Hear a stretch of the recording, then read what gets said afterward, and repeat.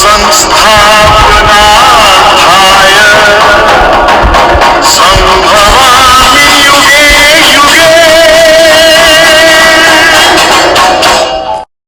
సర్వేషాం స్వాగతం. ఈరోజు భగవద్గీత మొదటి అధ్యాయము 11వ శ్లోకాన్ని నేర్చుకుందాం. 10వ శ్లోకంలో దుర్యోధనుడు ద్రోణునితో చెప్తుంటాడు, భీష్మ పితామహునిచే రక్షింపబడుతున్నటువంటి కురు సైన్యం అపరిమితమైనది, అదే భీమునిచే రక్షింపబడుతున్నటువంటి పాండవ సైన్యము పరిమితమైనదని చెప్పాడు. అయనేషు చ సర్వేషు యథాభాగమవస్థితాః భీష్మమేవాభిరక్షन्तు భవంతః సర్వ ఏవ హి. ముందుగా మొదటి పాదాన్ని తీసుకొని వాటికి పదచ్ఛేదం చేస్తూ ప్రతి ఒక్క పదం యొక్క అర్థాన్ని మనం తెలుసుకుందాం. అయనేషు చ సర్వేషు యథాభాగమవస్థితాః.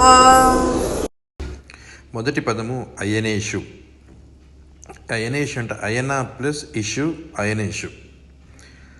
అయన అంటే మార్గము, పాత్, లేకపోతే జర్నీ, ఆ విధంగా వస్తుంటుంది. కామన్ మనకి తెలుసు ఉత్తరాయణము, దక్షిణాయనం. అయనం అంటే ప్రయాణం. ఉత్తరం సైడ్ ప్రయాణిస్తాడు సూర్యుడు, దక్షిణాయనం దక్షిణం సైడ్ ప్రయాణిస్తాడు. అయన అంటే మార్గమైనప్పుడు, అయనే అనేది సప్తమి విభక్తి, ఏకవచనము, మార్గములో.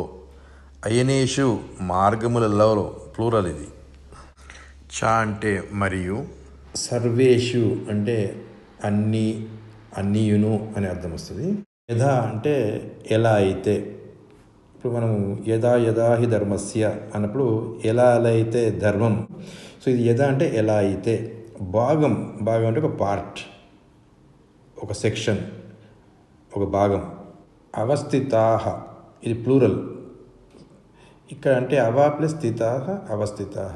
అవ అంటే క్రింద, స్థితాః అంటే నిలిచినవారు, ఉన్నవారు. Standing are the position persons అని అర్థం.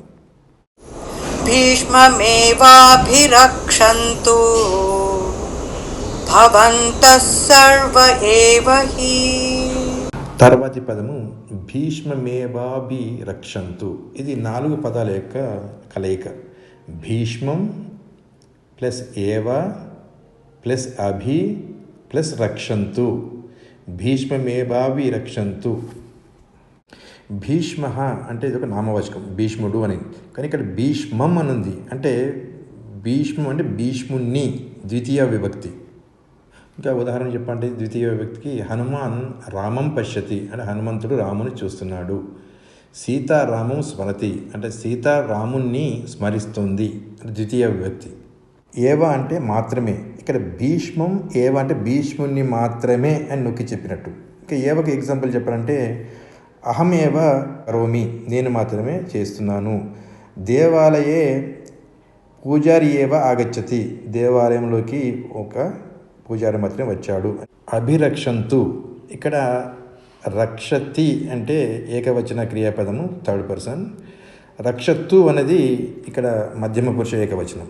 రక్షత్తు అంటే ఆర్డర్ పాస్ చేసినట్టు రక్షించుము. అదే రక్షంతు అంటే అందరూ కలిసి రక్షించండి అని శాసించినట్టు. తర్వాత భవంతః సర్వ ఏవ హి. ఇక్కడ భవంతః అంటే ప్లూరల్ మీరు. అందుకని మనం ఎదుటి వ్యక్తి గౌరవంగా మాట్లాడే కూడా మీరు అంటాం, ఒకరినా కూడా. అప్పుడు మనం సంస్కృతంలో భవాన్ అంటాం. ఇక్కడ భవంతః అంటే మీరు, సర్వేహ అంటే అందరూ, అంటే భవంతః సర్వేహ అంటే మీరందరూ. ఏవా, ఏవంటే తప్పకుండా. ఇంతకుముందు మనం ఏవంటే మాత్రమే నేర్చుకున్నాం, అహమేవ అంటే నేను మాత్రమే. బట్ ఇక్కడ ఏవ అంటే ఇక్కడ తప్పకుండా అంటే కంపల్సరీ అన్నట్టుగా చెప్పడం జరిగింది. హీ అంటే నిజముగా, మన నాయకుడైనటువంటి భీష్ముణ్ణి దగ్గరుండి మీరంతా రక్షించాలి అని చెప్పినట్టు. ఇప్పుడు ఈ శ్లోకం యొక్క మొత్తం అర్థాన్ని మనసులోనే మననం చేసుకుందాం.